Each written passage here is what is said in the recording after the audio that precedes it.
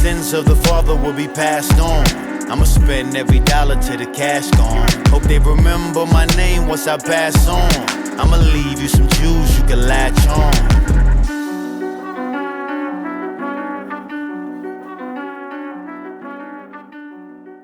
Biggie Smalls was born in Brooklyn, New York. You dig? May 21st, 1972. He died at the age of 24, March 9th, 1997. He dropped 2 albums. Ready to Die was dropped in 94. Then he dropped Life After Death in 1997. And that was a double album, by the way. He sold 17 million records in the United States alone.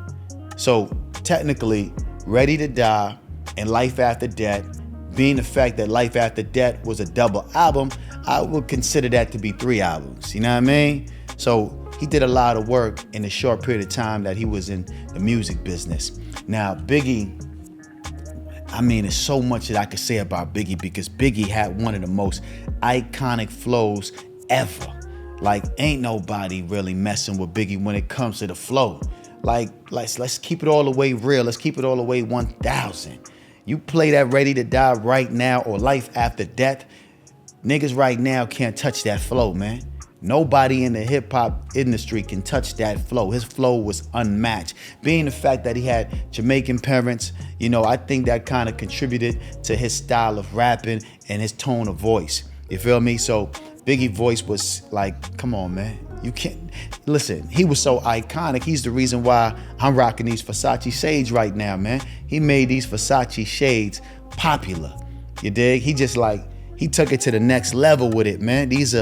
Come on, man, these are classic shades right here, you dig? I had to put them on for this particular episode, man. But yeah, like I was saying, Biggie did a lot of things during the time that he was here. He was only in the game for a short period of time, but he really made his mark. And he's arguably one of the best rappers that ever lived, hands down. Arguably, you can argue all day, Biggie, Jay-Z, or Nas, or Pac. You dig? It's always in that form. You can put it in whatever order you want, but he's arguably one of the best rappers ever lived, and he only dropped 2 albums. That's how dope he was. See, that's how dope Biggie was. He only dropped 2 albums, and he was already in everybody top 5, top 3. Come on, man. Niggas gotta drop 30 albums in order to get in the top 3 or the top 5 or even the top 10. He dropped 2 albums, but he took his time with those albums, and he dropped classic work, man. Come on, man. Classic work. Warning. Kick in the door, waving the 4-4. Come on, man. Like, let's Juicy. Hypnotize. Listen, we can go on for days, man. He got hits upon hits upon hits on top of hits. Come on, man. Niggas wasn't really messing with Biggie when he was alive doing his thing, man. And you know, people like to compare Biggie to Pac. And I don't know why, because they're 2 separate mountains. You know what I mean? They're both on the Mount Rushmore of hip hop. Like, you can't even compare the 2 because their style was so different.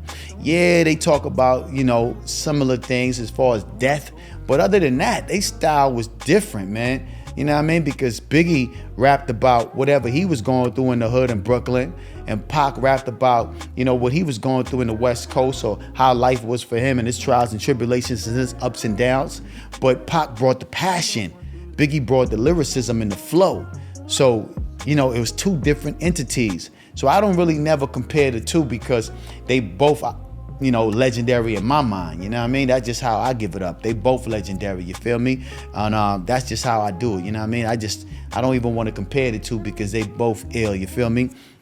And yeah, but back to Biggie, man, like I was saying again, niggas wasn't really messing with Biggie Smalls, man. Biggie Smalls had one of the illest flow in the game. And the crazy thing about Biggie, right?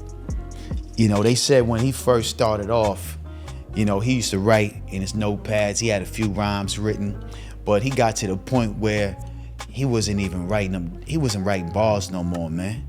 Yeah, he wasn't even writing them down, man. He was using spaced repetition. All he was doing is just memorizing his rhyme in his mind. He would, you know, spit out 2 lines or maybe 4 bars in his mind, and he would just create on top of that. You know what I mean? So he'll be in the studio smoking blunt after blunt, listening to the beat on repeat, and he'll just formulate the rhymes in his mind. He didn't need a pen or a pad. His legend has it that when Jay-Z and Biggie was in the studio to record Brooklyn Finest, you know, Biggie pushed him a notepad and Jay-Z pushed it back to him. So they was basically, you know what I mean, both trying to see, you know, each other style pattern, if this person writes or this person don't write. And then they found out that night or whatever in that particular studio session that none of them write their rhymes.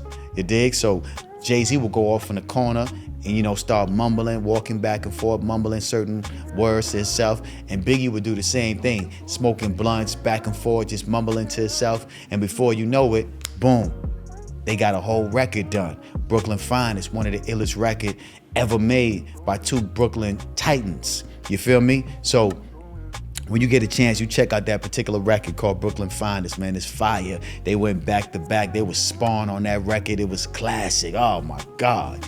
Yeah, I don't think nobody won. I think both of them equally was really ripping that particular beat, man. They was really doing their thing with that particular record, man. So yeah, another thing that you may not know about Biggie Smalls, fun fact, his first, he had a lot of rap names, but when he created the name Biggie Smalls, you know, he was going with that for a minute, and when it got popular and it got on the radar to this particular guy somewhere else, it was a white guy that owned the name Biggie Smalls. And when it got on his radar, he sent Biggie a cease and desist and told him he can't use that particular name no more, and if he does, he's going to get sued for everything, you dig? So he changed his name to Notorious B.I.G. That's how we got the Notorious B.I.G. So even though we call him Biggie Smalls or we call him Big, his official artist name is Notorious B.I.G. I'ma get rich or I'ma get deported. Riding cross country, my Ford Taurus with 2 hoes and they both foreign. These trick niggas about to get extorted.